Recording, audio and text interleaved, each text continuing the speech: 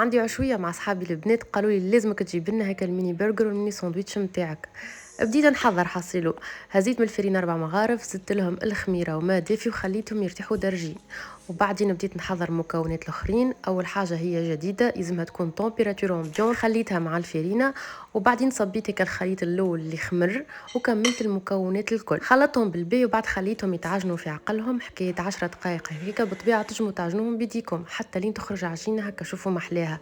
نخليوها تخمر على الأقل ساعة، وبعد نقسموها على 2 وكل شطر باش نشكلوه. الشطر الأول دائرات كيما هكاكا الميني برجر، والشطر الثاني هكا ميني خبزات صغرونات باش يخرجونا الشكل متاع ميني ساندويتش. يلزمهم يرتاحوا 20 دقيقة على الأقل، يطيبوا في الفور على 250 درجة 15 دقيقة.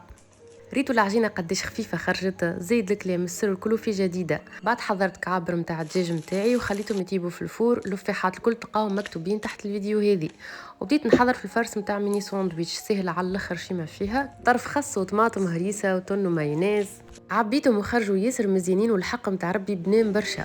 وبعد كملت الميني برجر، شويه خس، الدجاج المفروم، ترونش متاع فروماج، نسكروم شدوم بكيردون، طلعوا بنه. وهكا تكون سي الوصفة متاعي حضرت، وانا سي حضرت، وباش نهز صحيناتي ونمشي بحذا صحيباتي.